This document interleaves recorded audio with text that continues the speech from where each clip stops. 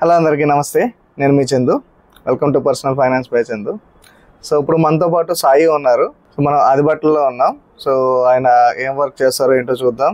And also early ఏజ్లో investment చేస్తే మీకు ఎంత బెనిఫిట్ ఉంటుందో కూడా చూద్దాం.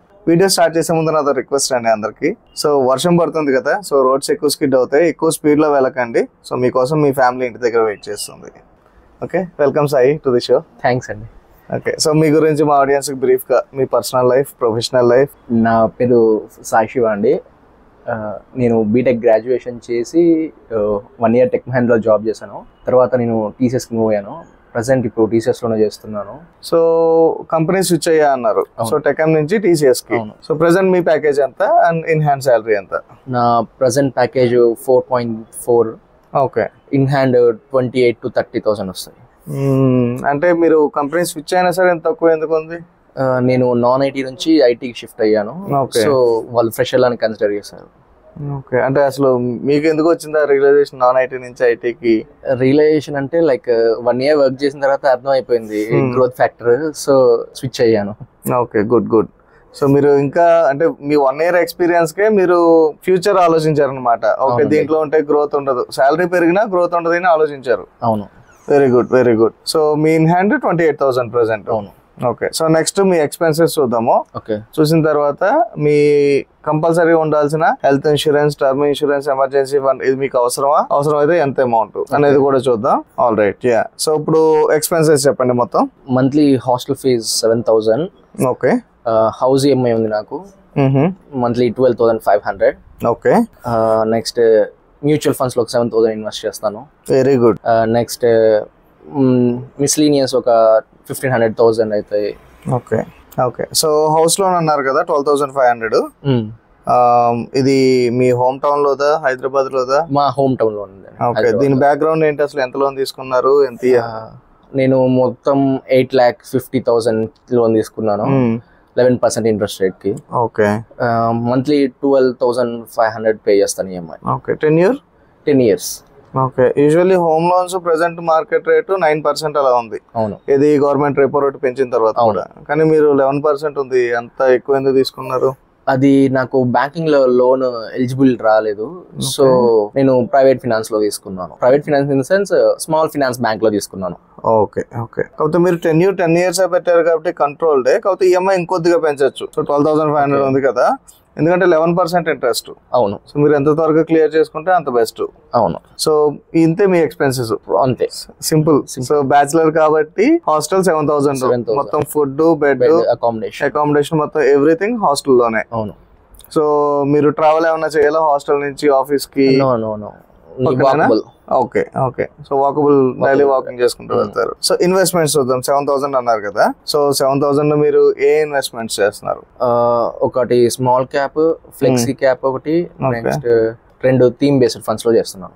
ఓకే, సో థీమ్ బేస్డ్ అంటే ఏ థీమ్ బేస్డ్ చేస్తున్నారు? ఏ థీమ్ అంటే ఒకటి ఫుడ్ థీమ్ బేస్డ్, ఇంకొకటి టెక్నాలజీ, ఐటీ. ఒకటి కన్స్యూమర్ గూడ్స్, ఇంకోటి IT based. Yes. So theme based అన్నారు కదా. అవును. సో థీమ్ బేస్డ్ ఎలా ఉంటుందంటే సెక్టర్స్ రొటేషన్ లో తిరుగుతూ ఉంటాయి అనమాట స్టాక్ మార్కెట్ లో. అంటే ఒక 3 months బ్యాంకింగ్ స్టాక్స్ బాగా పర్ఫామ్ చేసినాయి అనుకోండి, నెక్స్ట్ 3 months ఎఫ్ఎంసీజీ పర్ఫామ్ చేస్తుంది, నెక్స్ట్ 3 months మెటల్స్ పర్ఫామ్ చేస్తాయి. సో ఇలా సెక్టోరియల్ గా పెట్టినప్పుడు మీకు సిక్లికల్ గా అంటే ఎట్ ఎ టైం అలా కాన్స్టెంట్ గ్రోత్ ఉండదు అనమాట. అదే ఒక ఇండెక్స్ ఫండ్ తీసుకున్నారు అనుకోండి, దాంట్లో బ్యాంకింగ్ సెక్టర్ ఉంటుంది, ఫుడ్ సెక్టర్ ఉంటుంది, అన్ని సెక్టర్స్ ఇంక్లూడ్ అయ్యి ఉంటాయి. సో మీరు స్మాల్ క్యాప్ చెప్పారు, ఫ్లెక్సీ క్యాప్ చెప్పారు, మిగిలినవి 2 థీమ్ బేస్డ్ అన్నారు. సో నేనేం సజెస్ట్ చేస్తాను అంటే ఒక ఇండెక్స్ ఫండ్, నిఫ్టీ 50 ఒకటి, నిఫ్టీ నెక్స్ట్ 50 ఒకటి. అంటే ఇండియాలో టాప్ 100 కంపెనీస్ కొంత amount. Next small cap, mid cap. మీ దాంట్లో మిడ్ క్యాప్ కూడా లేదు. Okay, small cap, mid cap. అలాంటప్పుడు ఏం చేస్తున్నారు, మీ అమౌంట్ మొత్తం ఒక high risk high reward small cap లో పెడుతున్నారు. So medium, high risk high reward ఇంకో మిడ్ క్యాప్ కంపెనీస్ లో పెడుతున్నారు. ఇండెక్స్ ఫండ్ లో పెడితే సేఫెస్ట్, దాంట్లో కొంత అమౌంట్ పెడుతున్నారు. అండ్ మీరు ఇన్ కేస్ థీమ్ బేస్డ్, నాకు ఐటీ నెక్స్ట్ 20 years లో గ్రోత్ అవుతుంది అని స్ట్రాంగ్ నమ్మకం ఉంది, అయినా సరే ఇలాంటి థిమాటిక్ బేస్డ్ ఒక థీమ్ బేస్డ్ మీద వెళ్ళే వాటికి మాక్సిమం అలొకేషన్ ఒక 10%, 20%, అంతకుమించి ఎక్కువ ఇవ్వకండి.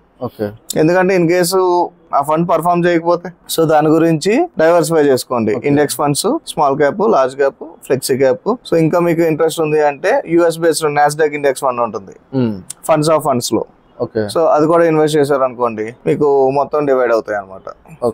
అది కూడా మీరు ఇన్వెస్ట్ చేశారు అనుకోండి మీ రిస్క్ మొత్తం డివైడ్ అవుతుంది. లాంగ్ టర్మ్ లో యావరేజ్ గ్రోత్ 12 to 15%, 12 to 18% మీరు అలొకేషన్ చేసేదాన్ని బట్టి, ఎప్పుడు ఇన్వెస్ట్ చేస్తున్నారు అనే దాన్ని బట్టి ఉంటుంది అనమాట. ఫస్ట్ లో నేను బిగినింగ్ లో మ్యూచువల్ ఫండ్ స్టార్ట్ చేసేటప్పుడు ఒక ఫేమస్ యాప్ లో ఇన్వెస్ట్ చేయడం స్టార్ట్ చేశాను. మంత్లీ 500 సిప్ తోటి. అది రెగ్యులర్ గా ఒక 1 year కంటిన్యూ చేశాను.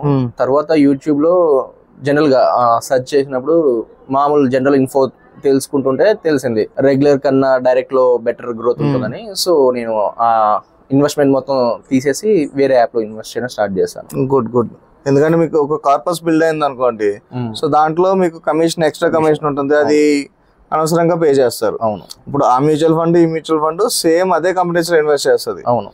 సో మీరు ఎప్పుడన్నా రెగ్యులర్ ఫండ్ కి వెళ్తున్నారు అంటే వాళ్ళు మీకు మంత్లీ ఆర్ క్వార్టర్లీ మీకు సపోర్ట్ ఇచ్చి, సో ఇది బాగా పర్ఫామ్ చేస్తుంది, ఇది చేయట్లేదు, ఆ పర్సనల్ గైడెన్స్ ఇస్తే అప్పుడు మీకు రెగ్యులర్ ఫండ్స్ ఓకే. ఆ కమిషన్ పే చేసినందుకు ఒక జస్టిఫికేషన్ అనమాట. మీరు ఒక స్పెసిఫిక్ యాప్ లో మీ ఓన్ గా ఇన్వెస్ట్ చేయడం వల్ల రెగ్యులర్ ఫండ్స్ లో ఇన్వెస్ట్ చేశారు దానివల్ల యూజ్ లేదు. ఇప్పుడు మీరు సపోజ్ క్వాంట్ స్మాల్ క్యాప్ తీసుకున్నారు. So quant small cap direct లో పెట్టినా సరే అదే మ్యూచువల్ ఫండ్, అదే గ్రోత్. మీరు పెట్టినా సరే అదే స్టాక్స్ లో ఇన్వెస్ట్ చేస్తారు, అదే గ్రోత్. కాకపోతే నాకు 20% పెరిగిందంటే మీకు 18% పెరుగుతుంది, ఎందుకంటే ఎక్స్ట్రా కమిషన్ ఉంటుంది కదా. సో డైరెక్ట్ లో 0.5% అయితే మీరు పెట్టే దాంట్లో 1.5% ఉంటుంది. మీకు లాంగ్ టర్మ్ లో చాలా లాస్ ఉంటుంది అనమాట. సో మీరు త్వరగా రియలైజ్ అయ్యి డైరెక్ట్ కి స్విచ్ చేశారు, that's a good thing. Okay. So investments చాలా బాగా చేస్తున్నారు నన్ను అడిగితే, ఎందుకంటే మీ ఎక్స్పీరియన్స్ లో మీ ఏజ్ లో ఉన్నప్పుడు ఆ శాలరీకి నేను ఇప్పుడు వచ్చి ఎవరు అంత అమౌంట్ ఇన్వెస్ట్ చేయడం చూడలేదు ఒక్కరిని కూడా. ఈవెన్ నేను కూడా 500 తో ఎస్ఐపి చేసేవాడిని 25,000 30,000 శాలరీ ఉన్నప్పుడు. సో మీరు ఎర్లీగా రియలైజ్ అయ్యి చాలా బాగా చేస్తున్నారు. మీకు లాంగ్ టర్మ్ లో సూపర్ వెల్త్ క్రియేట్ అవుతుంది. సో ఎప్పుడు SIP ఆపకండి.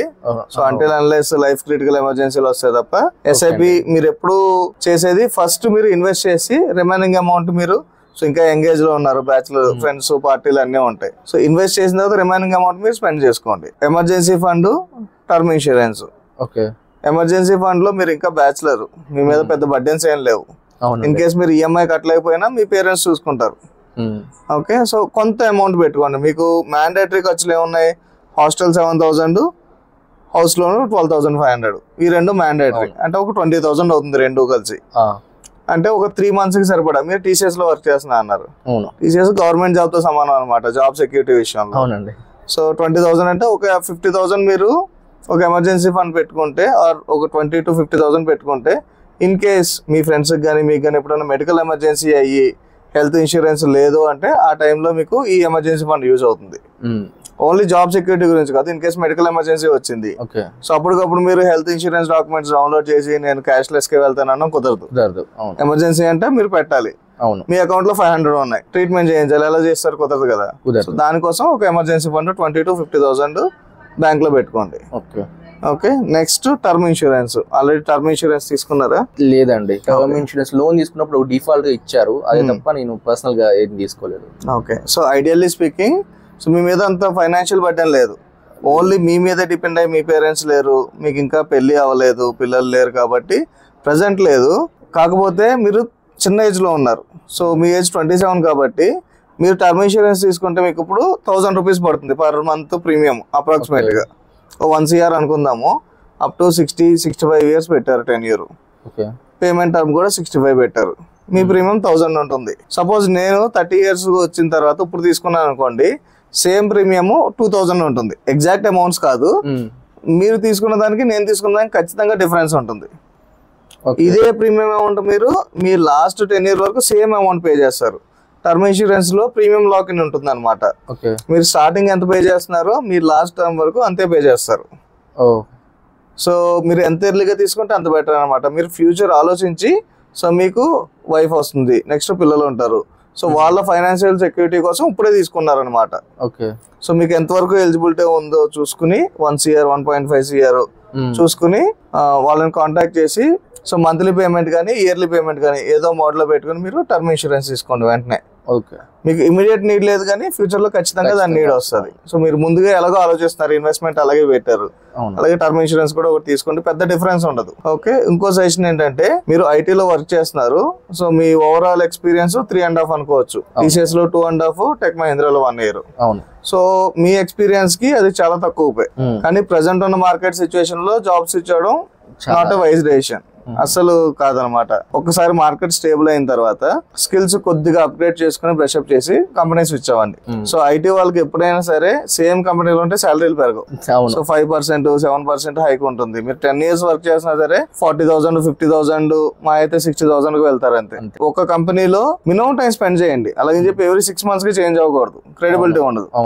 2 to 3 years time spend చేయండి, హార్డ్ వర్క్ చేయండి, చేసి అప్పుడు కంపెనీ స్విచ్ అవ్వండి. సో ప్రెసెంట్ 30,000, కంపెనీ స్విచ్ అయితే ఒక 50-60,000 అవుతుంది. అక్కడ 2-3 years వర్క్ చేయండి, ఓ సర్టిఫికేషన్ స్కిల్స్ బాగా అప్గ్రేడ్ అయ్యి ఇంకో పెద్ద స్విచ్ చేయండి. 1.2 lakh, 1.5 lakh వచ్చేలాగా జాగ్రత్తగా ప్లాన్ చేసుకుంటే సో మీ కెరీర్ స్మూత్ గా వెళ్తుంది. ఇంకేమైనా డౌట్స్ ఉన్నాయా మీకు? నా ప్రెసెంట్ ఉన్న ఫినాన్షియల్ క్యాలిక్యులేషన్స్ లో ఈ లోన్ తొందరగా వే ఆఫ్ చేయడానికి నా ఇన్కమ్ కి నా ఎక్స్పెండిచర్ కి లైక్ ఈక్వల్ గా ఉంది సిచ్యువేషన్. సో దీని నుంచి ఎట్లా పుల్ అవుట్ చేయాలి? సో యాక్చువల్లీ 11% హోమ్ లోన్ ఎక్కువే. సో మీరు త్వరగా క్లియర్ చేసుకోవాలి. అవును. అంటే మీ శాలరీ ఎగ్జాక్ట్ గా సరిపోతుంది ఇప్పుడు. సో 1 rupee కూడా మిగలట్లేదు, మా అయితే 500 డిఫరెన్స్ ఉంది తప్ప అవును బ్యాలెన్స్ లేదు. సో అయితే మీ శాలరీ పెంచుకోవాలి లేదా మీ ఖర్చులు తగ్గించుకోవాలి. ఖర్చులు తగ్గించడానికి ఏమన్నా ఉందా? మీ హాస్టల్ ఫిక్స్డ్. సో అంతకుమించి ఇంకా తక్కువ ఉండదు. హౌస్ లోను ఫిక్స్డ్. మీరు తగ్గించగలిగేది ఇన్వెస్ట్మెంట్. సో ఇన్వెస్ట్మెంట్ కూడా గుడ్ అమౌంట్ ఎనఫ్ చేస్తున్నారు. అండ్ మీరు నాకు ఆఫ్లైన్ కన్వర్సేషన్ లో చెప్పింది ఇన్ కేస్ మీరు ఈఎంఐ పెంచాలన్నా పెంచలేను, ఎందుకంటే మీ శాలరీకి మాక్సిమం ఈఎంఐ అలొకేషన్ అంతే ఉంది. So EMI పెంచలేరు. సో మీరు చేయగలిగింది ఏంటంటే మీ శాలరీ పెంచుకోవడం. శాలరీ పెరిగిన తర్వాత మీ స్మాల్ ఫైనాన్స్ బ్యాంక్ దగ్గరికి వెళ్ళి సో ఇది కొత్త salary, so 10 years the 5 years కి చేసేయండి. చేసి నేను 12,500 బదులు 25,000 పే చేస్తాను, త్వరగా క్లియర్ చేసేయండి. ఓకే. ఎందుకంటే ఇప్పుడు నేను చెప్పండి, ఎందుకంటే మీరు ఈఎంఐ పెంచాలన్నా పెంచలేను. సో ఇంకో ఆప్షన్ ఏంటంటే మీరు కొంత అమౌంట్ ని అలాగా సేవ్ చేస్తూ కొంత ఎఫ్డి వేస్తూ అది ఒకసారిగా లంసమ్ అమౌంట్ కింద పే చేయొచ్చు. సో నెక్స్ట్ మీరు చేయాల్సింది ఒక టర్మ్ ఇన్సూరెన్స్ తీసుకోవడం, కంపెనీ స్విచ్ అయ్యి మీ ఈఎంఐ అమౌంట్ ఇంక్రీజ్ చేయడం, లేదు అంటే మీ ఇన్వెస్ట్మెంట్ లో కొంత అమౌంట్ తగ్గించి ఒక ఎఫ్డి వేసుకుంటూ ఆ అమౌంట్ ని రీపేమెంట్ చేయడం. కాకపోతే మీరు చేసిన ఇన్వెస్ట్మెంట్ షార్ట్ టర్మ్ కాదు, నాకు రిటైర్మెంట్ కి 30 years కి అంటే ఐ వోంట్ సజెస్ట్ రీపేమెంట్. ఎందుకంటే మీరు రీపేమెంట్ చేస్తారు కొంత అమౌంట్, సబ్స్టాన్షియల్ అమౌంట్ చేయలేరు. మా అయితే 30,000 to 40,000 పే చేస్తారు. అదే ఇన్వెస్ట్మెంట్ మీరు ఎస్ఐపి కంటిన్యూ చేసి 70 years దాకా ఉంచితే దాని నుంచి ఎక్కువ గ్రోత్ వస్తుంది. మినిమం ఒక 10 years హోల్డ్ చేస్తాను. 10 years మినిమం హోల్డ్ చేస్తారు కదా. సో అప్పటికి మీకు ఇంకా ఫైనాన్షియల్లీ ఇంకా చాలా స్టేబుల్ అవుతారు. సో ప్రెసెంట్ ఉన్న సినారియో 10 years తర్వాత ఖచ్చితంగా ఉండదు. ఏ 1.5 lakh 2 lakh లోనే ఉంటారు. అప్పుడు మీకు దీని అవసరం రాదు. అప్పుడు మీ ఇన్వెస్ట్మెంట్ కూడా పర్ మంత్ 50,000 or 60,000 ఎస్ఐపి పెడతారు. So 10 years our is very good. So మీరు 1-2 years లో తీయను అనుకుంటే ఇన్వెస్ట్మెంట్ కంటిన్యూ చేయండి. కంపెనీ స్విచ్ అయిన తర్వాత ఈఎంఐ అమౌంట్ ఇంక్రీజ్ చేయండి డ్రాస్టికల్ గా. అండ్ టర్మ్ ఇన్సూరెన్స్ కూడా మీ మీద మీ మదర్ డిపెండ్ అయ్యి కంప్లీట్ గా ఉన్నా లేకపోయినా సరే సో మీ ఫ్యూచర్ ఆలోచించి మీ స్పౌస్ అండ్ కిడ్స్ కోసం ఒక టర్మ్ ఇన్సూరెన్స్ తీసుకుని ప్రీమియం పేమెంట్ స్టార్ట్ చేయండి. ఎందుకంటే మీ ఎర్లీ ఏజ్ లో తీసుకుంటే తక్కువ ప్రీమియం ఉంటుంది కదా, అదే లాక్ ఇన్ ఉంటుంది. సో దాని గురించి తీసుకోండి. అండ్ ఆల్సో మ్యూచువల్ ఫండ్స్ కూడా డైవర్సిఫై చేయండి. మీ ఇండెక్స్ ఫండ్ లో లేదు, మిడ్ క్యాప్ లో లేదు, సో అవి కూడా కొద్దిగా అనాలిసిస్ చేసి వాటిలో కూడా ఇన్వెస్ట్ చేయండి. Okay. First and foremost company switch. Okay. ఎందుకంటే దాంతోనే మీ మ్యారేజ్ లింక్ ఉంది, మీ ఈఎంఐ ఇంక్రీజ్ చేయడం ఉంది, మీ ఎంటైర్ లైఫ్ చేంజ్ అవుతుంది. సో అలా అని చెప్పి అందరినీ స్విచ్ అవ్వమని కాదు, ఎవరి సిచ్యువేషన్స్ వాళ్ళవి, ఎవరి వర్క్ లైఫ్ బ్యాలెన్స్ వాళ్ళది. So it's individual decision. So ఈయన సిచ్యువేషన్ బట్టి కంపెనీ స్విచ్ అవ్వడం చాలా ఇంపార్టెంట్. సో స్విచ్ అయ్యి శాలరీ ఇంక్రీజ్ చేసుకుని ఈఎంఐ ఇంక్రీజ్ చేసి ఇన్వెస్ట్మెంట్స్ పెంచి టర్మ్ ఇన్సూరెన్స్ పే చేస్తూ మ్యారేజ్ చేసుకుని హ్యాపీగా ఉండండి. సో అది మన సాయి స్టోరీ. సపోజ్ నేను చెప్పింది కాకుండా సో మీ థాట్ ప్రాసెస్ లో సాయికి ఏమన్నా ఇన్ఫర్మేషన్ పాస్ చేయాలి అనుకుంటే సో కామెంట్ చేయండి. మీరైతే ఈ సిచ్యువేషన్ లో ఉంటే ఏం చేస్తారు? సో కామెంట్ చేయండి, నేను సాయికి ఖచ్చితంగా ఇన్ఫర్మేషన్ పాస్ చేస్తాను. Thank you Sai for joining. Thank you.